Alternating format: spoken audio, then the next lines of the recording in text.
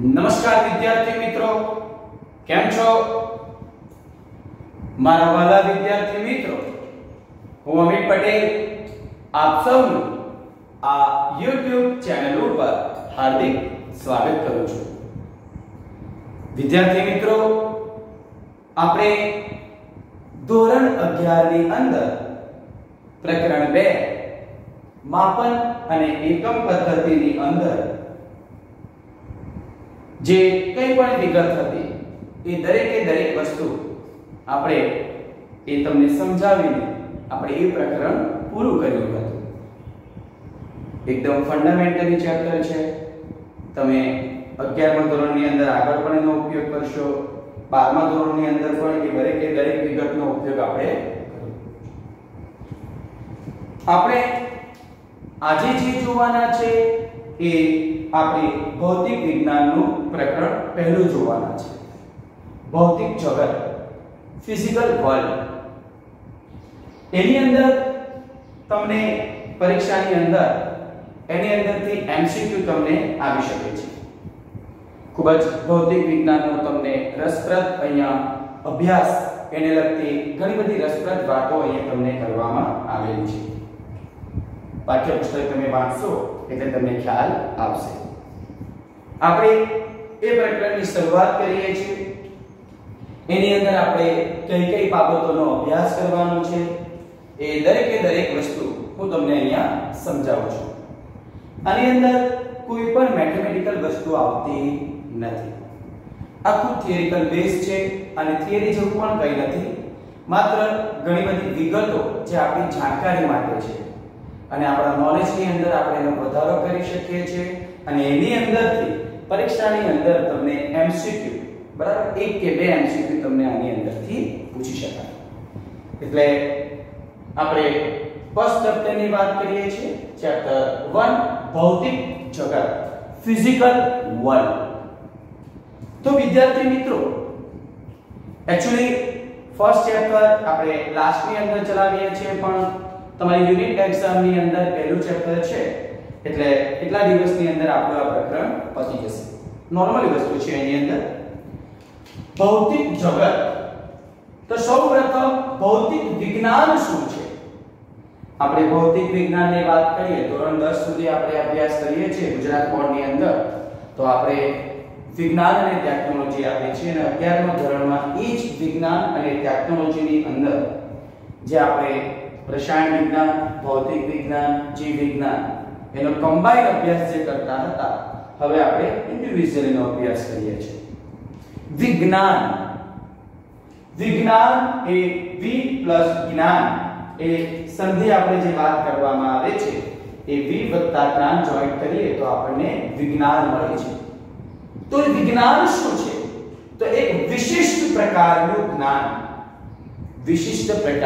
જ્ઞાન છે જે આપણને કુદરતની અંદર બનતી દરેક ઘટનામાંથી આપણે મેળવી શકીએ છીએ. જે કંઈ પણ નવું બને છે એની અંદરથી આપણે જાણીએ છીએ, એને અનુરૂપ કઈ નિયમ બનાવવામાં આવે, એ બધું વિજ્ઞાન છે. એટલે આપણી આસપાસની જે પ્રકૃતિ છે એનો અભ્યાસ આપણે વિજ્ઞાનની અંદર કરવામાં આવે છે. એટલે વિશિષ્ટ પ્રકારનું જ્ઞાન છે જેને આપણે વિજ્ઞાન તરીકે ઓળખવામાં આવે છે. ભૌતિક વિજ્ઞાન શબ્દ ક્યાંથી આવ્યો, શું છે, એ દરેક વિગત હું તમને અહીંયા આપું છું.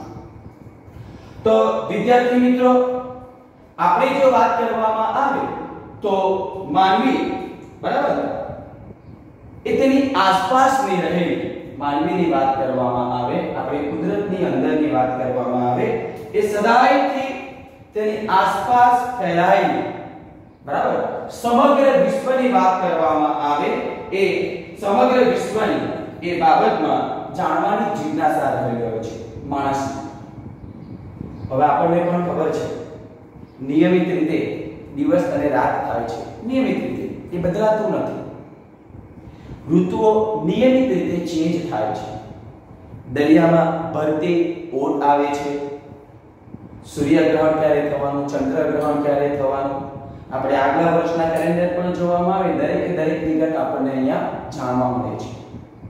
પણ દિવસ રાત કેવી રીતે થાય છે, ઋતુઓ કેવી રીતે જાય છે, એ બધી આશ્ચર્યજનક ઘટનાઓ છે, બરાબર, અને એ આપણને કુતૂહલ પ્રેરે છે, અને દરેક વસ્તુ એનો ખ્યાલ આપણને આ ભૌતિક વિજ્ઞાન જે વિશિષ્ટ પ્રકારનું જ્ઞાન છે એમાંથી આપણને એની માહિતી મળી જાય છે. ચાલો દીકરાઓ, તો જુઓ, વિજ્ઞાન જેને અંગ્રેજીમાં આપણે સાયન્સ તરીકે ઓળખીએ છીએ, વિશિષ્ટ પ્રકારનું જ્ઞાન છે જેને અંગ્રેજીમાં આપણે સાયન્સ તરીકે ઓળખવામાં આવે છે. એ સાયન્સ શબ્દનો ઉદ્ભવ લેટિન ભાષાના શબ્દ scientia પરથી થયો છે. આપણે વિજ્ઞાન માટે અંગ્રેજીની અંદર સાયન્સ તરીકે ઓળખીએ છીએ. એ સાયન્સ લેટિન ભાષાનો શબ્દ છે, અને એ સાયન્સ માટે લેટિન ભાષાની અંદર કયો શબ્દ આપણે ઉપયોગ કરીએ છીએ? scientia. અને એ scientia જેનો અર્થ જાણવું એવો થાય છે. scientia શબ્દનો અર્થ શું થાય છે? જાણવું એવું થાય છે, બરાબર. એ આપણે લેટિન ભાષાની વાત કરી. scientia જેનો અર્થ જાણવું. સંસ્કૃત ભાષાની અંદર આપણે એને વિજ્ઞાન તરીકે ઓળખવામાં આવે, અને એ જ વિજ્ઞાન માટે અરબી ભાષાની અંદર ઇલ્મ શબ્દ વાપરવામાં આવ્યો છે. કયો? ઇલ્મ. પણ એ દરેક શબ્દોનો અર્થ થાય છે જ્ઞાન અથવા તો જાણવું. એટલે આપણે જે વાત કરી છે કે સાયન્સ શબ્દ તે ક્યાંથી આવ્યો છે? લેટિન ભાષાનો શબ્દ છે, એના માટે scientia શબ્દ વાપરવામાં આવે છે, અને એનો અર્થ જાણવું. સંસ્કૃત ભાષાની અંદર વિજ્ઞાન અને અરબીની અંદર ઇલ્મ તરીકે ઓળખવામાં આવે છે, અને એનો અર્થ પણ જાણવું એટલે કે જ્ઞાન થાય છે, બરાબર. આ ભૌતિક વિજ્ઞાનની અંદર શું છે એ બધી વાત કરવામાં આવી છે, ક્યાંથી એ શબ્દ આવ્યો છે, બરાબર. તો વિજ્ઞાન જે કુદરતી ઘટનાઓને શક્ય તેટલી વિસ્તૃત, ખૂબ મોટા પાયા ઉપર અને ઊંડાણપૂર્વક સમજવા માટે કરવામાં આવતો સુવ્યવસ્થિત પ્રયત્ન છે વિજ્ઞાન, બરાબર. કે આપણે કોઈ પણ કુદરતી ઘટનાનો અભ્યાસ કરવો હોય તો એનો સુવ્યવસ્થિત આપણને ખ્યાલ આવે છે. એટલે કોઈ પણ વિગત આપણે ઘણા બધા ન્યૂટને જે આપ્યો, બરાબર છે, આઇન્સ્ટાઈને નિયમ આપ્યો, તો એ કઈ પોતે અનુભવ કરી લે એટલે કે નિયમ આપે એવું જરૂરી નથી. એને અનુરૂપ એની શોધખોળો કરે, એને અનુરૂપ નિયમો બનાવે, અવલોકનો કરે, એને અનુરૂપ પ્રયોગો કરે, પ્રયોગના પરિણામો ચકાસે, સૈદ્ધાંતિક, ગાણિતિક આપણે જે વાત કરીએ, અને પ્રયોગની સાથે સાથે, અને એ દરેક અવલોકનો એ સાબિત થાય પછી એ પ્રયોગની રજૂઆત કરવામાં આવે.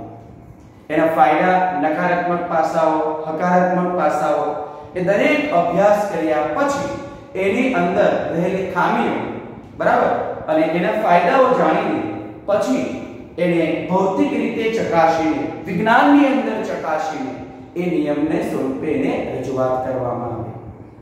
કોઈ વૈજ્ઞાનિકને એમાં ખામી લાગે તો એ પોતે પ્રયત્ન કરીને પોતે બીજા પ્રયોગો એને રિલેટેડ કરે, એમાં કંઈ નવું જાણવાનું મળે, અને એ કઈ નિયમ એની સાથે સુસંગત હોય તો એમાં વળી પાછો સુધારો પણ કરી શકાય છે.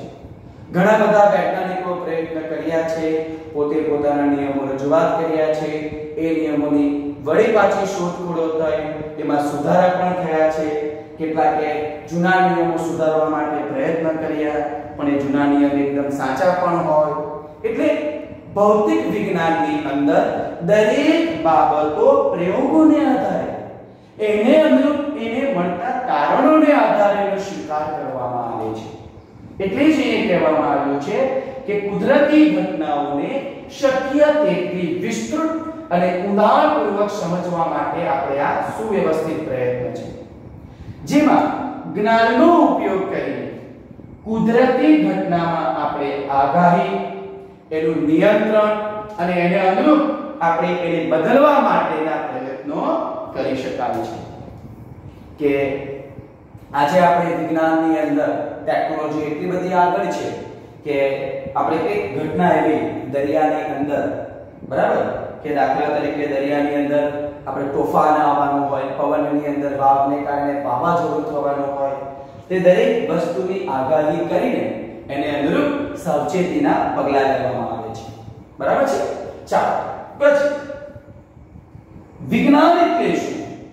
તો આપણી આજુબાજુ જે કંઈ જોવા મળે છે, સમજી લો, વિજ્ઞાન ને તેની શરૂઆતની અંદર જ વ્યાખ્યા કીધી, વિશિષ્ટ પ્રકારનું જ્ઞાન કે આપણી આજુબાજુ જે કંઈ પણ જોવા મળે છે તેના આધારે સંશોધન કરવું, એને અનુરૂપ પ્રયોગો કરવા અને આગાહી કરવી, તે વિજ્ઞાન.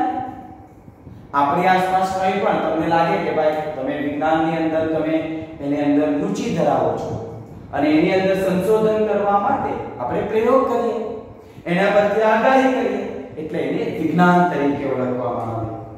પ્રયોગના તારણો ભેગા કરવામાં આવે, બરાબર? એના સૈદ્ધાંતિક, ગાણિતિક, પ્રાયોગિક પરિણામને આધારે એ કેટલા સાચા છે એને અનુરૂપ એ કેટલે અંશે વિજ્ઞાનની દ્રષ્ટિએ સાચું છે એ તપાસવામાં આવે છે. એટલે આપણી આજુબાજુ જે કંઈ જોવા મળે છે તેના આધારે સંશોધન કરવું, પ્રયોગ કરવા, આગાહી કરવું, એ બધું શામાં આવે છે? વિજ્ઞાનની અંદર આવે છે, બરાબર? એટલે ઘણા બધા વૈજ્ઞાનિકો એને અનુરૂપ પ્રયોગો કરતા હોય, એના તારણો લાવે, એને અનુરૂપ એના અવલોકનો ભેગા કરે અને પછી એને ચકાસવામાં આવે. એમને એમ કે નિયમનો સ્વીકાર કરી લેવામાં આવતો નથી, બરાબર છે? અને કોઈ નિયમ આપ્યો અને એમાં કોઈ વૈજ્ઞાનિક આગળ વધે અને એની અંદર કે ખામી હોય તો એમાં સુધારો પણ કરવામાં આવે છે. ઘણા બધા વૈજ્ઞાનિકના નામ આપેલા છે. કેપ્લરનો છે, બરાબર? જોન કેપ્લર, જેણે ગ્રહોની ગતિની સાથે પોતે કેપ્લરના 3 નિયમો આપ્યા હતા અને એ નિયમ એને કેવી રીતે આપ્યા? તો ટાઇકો બ્રાહે, બરાબર, જેણે પોતાની નરી આંખે જે અવલોકનો કર્યા હતા એને અનુરૂપ એને થીસીસ બનાવી હતી અને એનું સંશોધન આ કોણે કર્યું? જોન કેપ્લરે. એટલે કેપ્લરે એ ગ્રહોની ગતિવિધિ સાથે સંકળાયેલા 3 નિયમો આપ્યા છે. ઘણા બધા એવા વૈજ્ઞાનિકો આપેલા છે, રુધરફોર્ડ છે, બરાબર છે, ન્યૂટન છે, ઘણા બધા વૈજ્ઞાનિકો જેણે એના અંદર પ્રયત્નો કર્યા છે. ચાલો આપણે વાત કરવાની છે ભૌતિક વિજ્ઞાન, જેને અંગ્રેજીમાં આપણે ફિઝિક્સ તરીકે ઓળખીએ છીએ. તો મારા બધા વિદ્યાર્થી મિત્રો એ શબ્દ ક્યાંથી આવ્યો છે, બરાબર? એની થોડીક વિગત હું તમને અહીંયા આપવાનો પ્રયત્ન કરું છું. ચાલો તો ભૌતિક વિજ્ઞાન માટે અંગ્રેજીમાં વપરાતો શબ્દ ફિઝિક્સ, બરાબર? કયો શબ્દ વપરાય છે? ફિઝિક્સ. અને એ ફિઝિક્સ માટે પ્રકૃતિ એવા અર્થ ધરાવતા ગ્રીક શબ્દ પરથી આવ્યો છે. ફિઝિક્સ એટલે એક્ચ્યુઅલી પ્રકૃતિ છે, પ્રકૃતિ જે ભૌતિક વિજ્ઞાન સાથે સંકળાયેલું છે. એટલે ભૌતિક વિજ્ઞાન શબ્દ માટે આપણે જે અંગ્રેજી શબ્દ વાપરીએ છીએ ફિઝિક્સ, એક ગ્રીક ભાષાનો શબ્દ પ્રકૃતિ પરથી આવ્યો છે, બરાબર છે?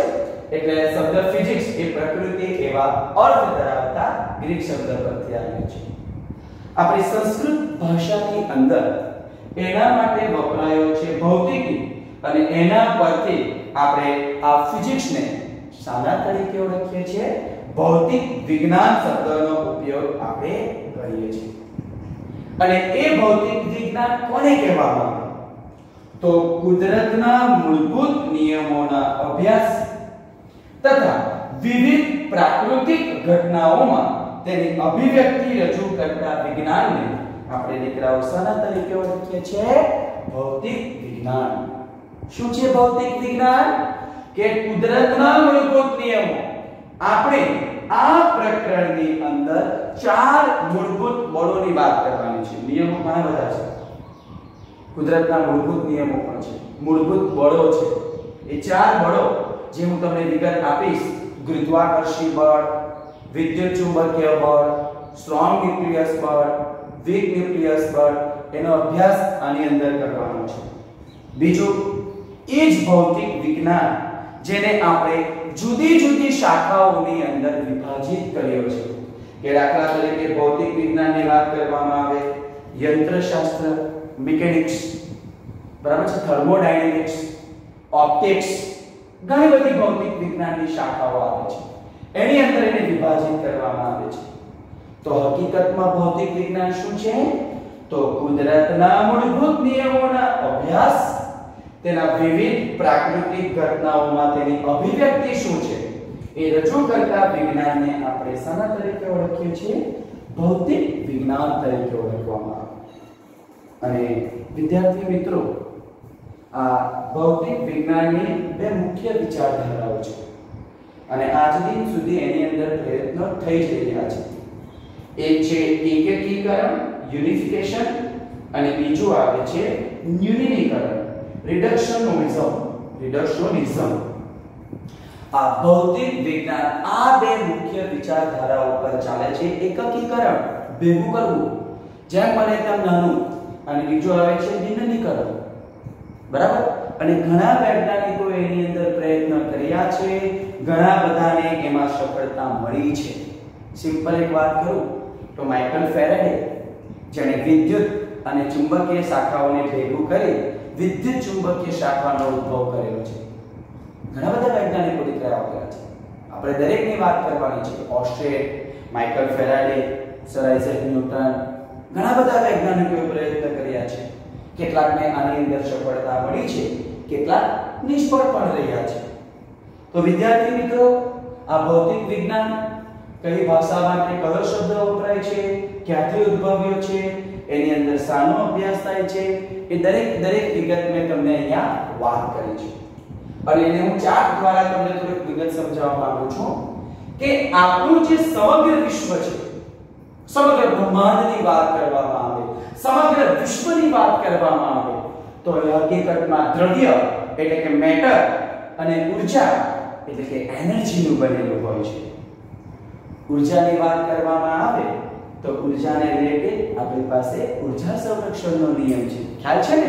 શું આવે કે વિશ્વમાં રહેલી કુલ ઊર્જા અચળ છે, નવી કોઈ ઊર્જા ઉત્પન્ન થઈ શકતી નથી, ઊર્જાનો નાશ નથી થઈ શકતો. આપણે ઊર્જાનું એક સ્વરૂપમાંથી બીજા સ્વરૂપમાં રૂપાંતરણ કરી શકીએ છીએ. બરાબર ને? એક ઉદાહરણ આપી શકું કે બંધ બાંધવામાં આવે એટલે પાણી એની સ્થિતિ ઊર્જા સ્વરૂપે અંદર સંગ્રહ પામે, પછી બંધના દરવાજા ખોલવામાં આવે એટલે પાણી ગતિ ઊર્જા સ્વરૂપે રૂપાંતર પામે છે. એ પાણીને ટર્બાઇન ઉપર ફેરવવામાં એટલે કે ટર્બાઇન ઉપર પાડવામાં આવે તો એ ગતિ ઊર્જાનું યાંત્રિક ઊર્જામાં, અને ડાયનેમો જનરેટર ફેરવવામાં આવે તો એ જ યાંત્રિક ઊર્જાનું વિદ્યુત ઊર્જામાં. ત્યાર પછી વિદ્યુત ઊર્જા આપણા ઘરે આવે તો એને પ્રકાશ ઊર્જામાં, લાઈટ ચાલુ થાય, પંખો ફરે યાંત્રિક ઊર્જામાં, ઇસ્ત્રી તમે કરો તો એ આપણે કહેવામાં આવે ઉષ્મા ઊર્જામાં. એટલે અલગ અલગ સ્વરૂપમાં આપણે ફેરવી શકીએ છીએ. એટલે ઊર્જા વિશે તો આપણને ખ્યાલ છે. પણ વિશ્વની વાત કરવામાં આવે આ બે પદાર્થનો બનેલો છે અને દ્રવ્ય, અને દ્રવ્યની આપણે ત્રણ અવસ્થા અત્યાર સુધી ભણતા હતા: ઘન, પ્રવાહી અને વાયુ. આ દ્રવ્યની ત્રણ મૂળભૂત અવસ્થાઓની વાત કરીએ. પણ દીકરાઓ, દ્રવ્યની ચોથી અવસ્થા પણ શોધાઈ ગઈ છે, જે ખૂબ જ ઊંચા તાપમાને મળતી. બરાબર છે? શું છે? ખૂબ જ આ ઊંચા તાપમાને મળતી દ્રવ્યની આયનીકૃત અવસ્થા છે. આયનીકૃત અવસ્થા, જેને આપણે પ્લાઝ્મા તરીકે ઓળખવામાં આવે છે. આ દ્રવ્યની ચોથી અવસ્થા છે જે ખૂબ ઊંચા તાપમાને મેળવવામાં આવે છે અને આયનીકૃત અવસ્થા છે. બરાબર?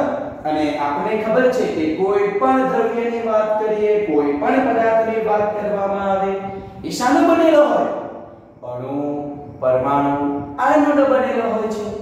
અને આપણે એના ઉપરથી આ એક પરમાણુની વાત કરવામાં આવે તો આ પરમાણુ, જેનો સૌથી નાનો ભાગ, જેને આપણે ન્યુક્લિયસ તરીકે ઓળખીએ છીએ, અને આ ન્યુક્લિયસની સાઇઝ આપણે વાત કરવામાં આવે તો 10⁻15 મીટર છે.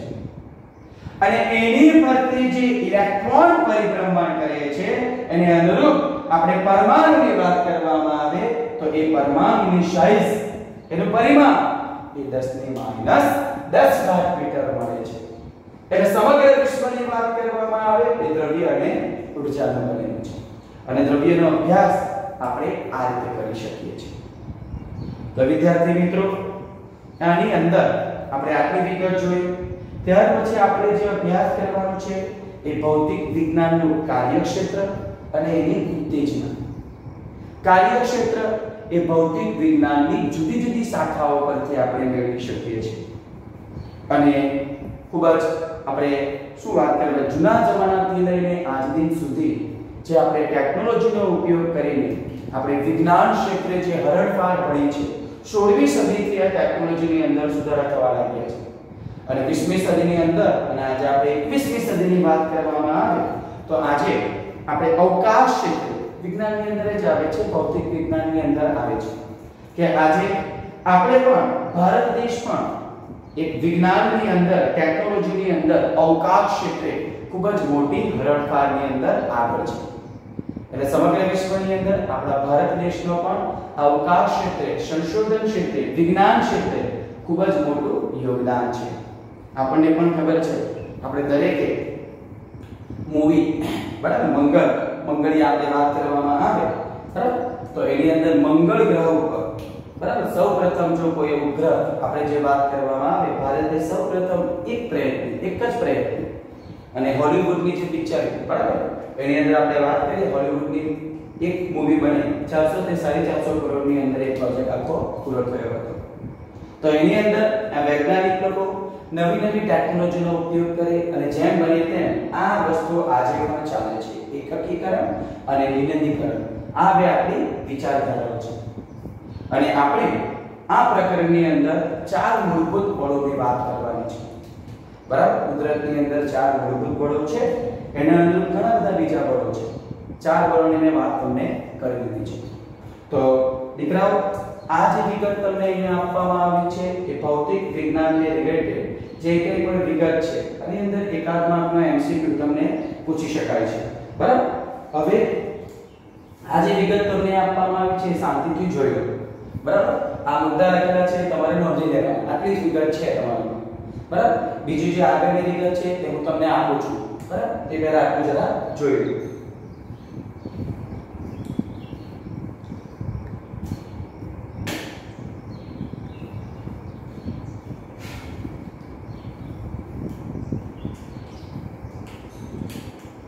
ભૌતિક વિજ્ઞાનની અંદર એના કાર્યક્ષેત્રની વાત કરવામાં આવે તો એ કાર્યક્ષેત્ર એ ભૌતિક વિજ્ઞાનની જુદી જુદી વિદ્યા શાખાઓમાં આપણે ઘણી બધી વિગતની વાત કરવામાં આવે.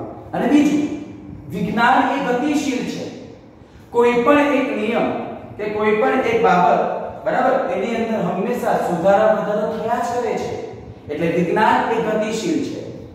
તો વિદ્યાર્થી મિત્રો, આજે આપણે ભણ્યું છે એ ભૌતિક જગત પ્રકરણની અંદર ભૌતિક વિજ્ઞાન શું છે, ભૌતિક વિજ્ઞાન ક્યાંથી આવ્યો છે, અંગ્રેજી સંસ્કૃત શબ્દ કઈ ભાષાઓ પરથી ઉંચી આવ્યો છે એની વિગત મેં તમને બતાવી છે. અને સમગ્ર વિશ્વનો અભ્યાસ એની બને જે આપણે વાત કરવામાં આવે ક્યાંથી છે એ દરેક વિગત મેં અહીંયા તમને બતાવી છે. આના પછી આપણે ભૌતિક વિજ્ઞાનનું કાર્યક્ષેત્ર અને તેની ઉત્તેજનાની વાત કરવાની છે. તો વિદ્યાર્થી મિત્રો, આજના માટે આપણે આટલું જ રાખીએ છીએ. બરાબર, આઈ થિંક 5 થી 6 કે 7 8 વધારે એટલા જ લેક્ચરો છે એટલે તમારું આ પ્રકરણ પતી જશે. બહુ નાની વિગતો છે જે તમને ઉપયોગી છે, તમારે યાદ રાખવાનું છે, જે તમારો નોલેજની અંદર વધારો કરી શકે એ દરેક વિગત હું તમને અહીંયા આપી દઈશ. બરાબર, પાઠ્યપુસ્તકની અંદર થોડું ધ્યાન આપીને જોઈ લેવાનું. તો આજના માટે આપણે આટલું જ રાખીએ છીએ. બાકીનું આપણે નેક્સ્ટ વિડિયોની અંદર જોઈશું. ઓકે મારા વાલા વિદ્યાર્થી મિત્રો, ટેક કેર. Thank you.